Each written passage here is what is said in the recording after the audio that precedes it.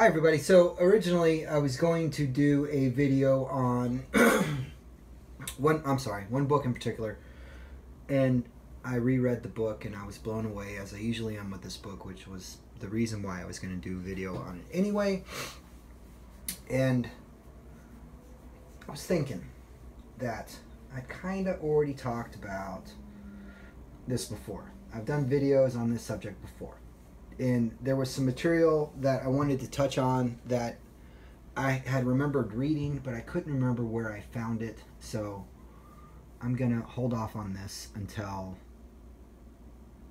my original video, until I find that stuff, because it's kind of bugging me. So now, excuse me, weather's been weird. It was like cold yesterday, and now I'm in shorts, and my sinuses hate me. And okay. Anyway, moving on. A minute in and I'm already digressing. This could be great.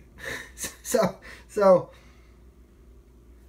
originally I was going to do a review of Heart of Ice, which is in the Nemo trilogy by Alan Moore and Kevin O'Neill. This is one of my favorites. I have all of these in... I mean, this is how they come. They weren't in singles. They were these hardbound versions. They're like $10 a piece.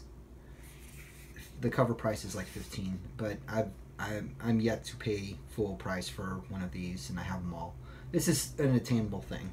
Alan Moore, Kevin O'Neill. It's the sequel to The League of Extraordinary Gentlemen. I'll get back to this when it comes to this part of the video. But originally, this is what I was going to do.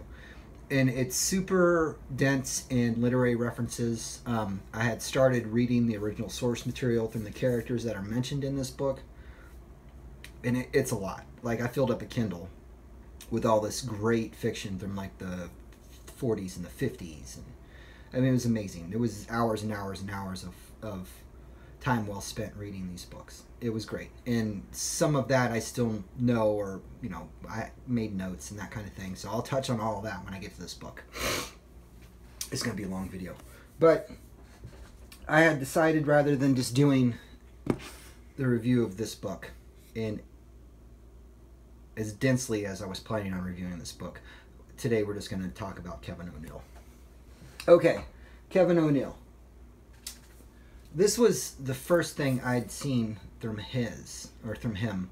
I've had this forever. I found this in like a quarter bin when I used to live in Tennessee. So this was 20 years ago. Okay, no, this was like 25 years ago. Excuse me, off the top of my head, I couldn't tell you how much I paid for it. It was a quarter, but I mean, I can't remember exactly the year. But anyway. And I was blown away. It was just so weird and creepy and everything else. And this Nemesis guy kind of resonated with me. And I had remember seeing some Nemesis stuff when I grew up in Germany. So this is what this is. This is what started this whole thing. Okay, so this is issue 4 and issue 6, which is a pretty relatively new acquisition. This is just the last couple of years, surprisingly. Same kind of thing, quarter bin somewhere. Middle of nowhere, Missouri. Cool. At one time, I had a lot more Nemesis stuff, and it was like some black and white reprints and like big, thick books and everything else. I really enjoyed it. I really enjoyed the art. Okay, let's fast forward several years from the point that I found this book. I find this. This was the 90s. When I found this, Image was like a thing, and I was kind of Image and Valiant and Malibu, all of those offshoots kind of started to try to come into their own. Image really being the only one that made it up until the last couple of years when Valiant like redid the thing, and they're insanely popular now. Not as good as like the Barry Windsor Smith, Archer, and Armstrong stuff. Faith is great, don't get me wrong. I don't know, maybe I just need to read more current Valiant. But I came across this, Martial Law. Hands down one of my favorites. I'd done review videos on Martial Law before. They were on my previous channel. Great stuff. If you haven't read Martial Law, I highly recommend it. Issue 1. Issue 2. issue 3. I'm not going to go through all these. I have them all. And like I said, this is something I've touched on in a previous video. So let's just skip ahead a little bit, shall we?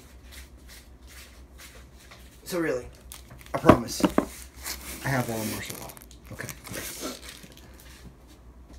And I even double dipped, and I bought the hardcover, the recent reprint by DC. And I know it's recent because it's got Jim Lee's name in it. But this is great, and it doesn't include everything. There are a couple books that are missing from this. There were a couple, like, one-shots done by, I think it was Apocalypse, that are missing out of this. And a couple of the crossovers. He did one with, like, The Mask and Pinhead and Savage Dragon. Those are missing. I will show you this. This is Kingdom of the Blind. This is probably my favorite martial law story. The original miniseries was great, but this is really, really, really, really good too. Okay, second favorite. The original miniseries is probably my favorite. This is, I don't know, it's good. And I have an oversized copy of this that I'll go get.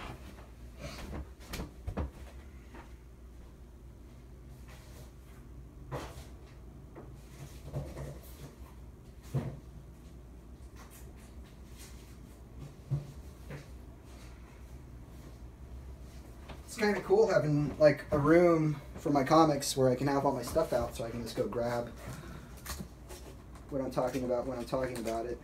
I pulled out my box of oversized stuff that I have shoved in here sideways, like my Marvel graphic novels and what have you. And this book is like larger than the rest of them. It's bigger than the new prints of for example, size-wise. This is like the largest thing I've seen come out lately. This is AD After Death, and this Kingdom of the Blind is a good half-inch taller. Okay.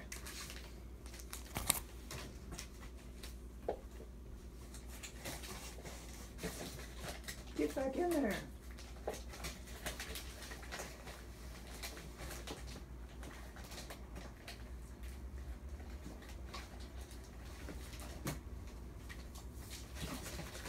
Weird. Okay, so yeah, big copy, Kingdom of the Blind, great book. Highly recommend it. But like I said, been there, done that. Let's move on. So just for frame of reference, in case anybody doesn't know, we are talking about the guy that did the League of Extraordinary Gentlemen. I have all these in singles. I picked the omnibus up off of Amazon, I think for like $6 because I'm tired of rereading my singles. This is great. This is some of my favorite Alan Moore stuff. This is. Century I didn't really much care for. This one. And I've read the first 2 volumes as well, but I'm not going to buy those. I just didn't really care for it. The art was not as good as this, and by no means as good as this. So I'm going to skip them. But my favorite thing out of the League of Extraordinary Gentlemen would have to be the Nemo trilogy. As far as art goes, it's great. Oh look, we got here quicker than I thought we would. We're already at 9 minutes. Okay. Art's great. The story is good. It's nice and dense and rich and full. It's populated with characters from various places, just like the League was. It's a little bit more obscure literary references, but there's nothing you can't track down with like 2 minutes on Google. And then, of course, it's all public domain stuff now since it's been written in the 40s. So if so inclined, you can read the source material of all these characters. It's pretty cool. This is nice. This is Roses of Berlin. Art-wise, this is probably my favorite. There's a nod to Metropolis in here, which is one of my favorite movies. Fritz Lang, good stuff. And then River of Ghost, which isn't as depressing as an ending as the second volume of like League, but nonetheless rather sad. And it all kind of ties up. It's pretty cool. I don't want to tell you how it ends. Good stuff. Nazi bimbo robots. Why not? And a whole, I don't know what you call it. The creatures in the Black Lagoon, like all of them, are in this. I don't know what you call a group of creatures in the Black Lagoon, but they're in this. Okay, cool. So that's my Kevin O'Neill. Sorry, not the actor. Kevin O'Neill perspective, I guess, for lack of a better word. Good stuff. He's one of my favorites.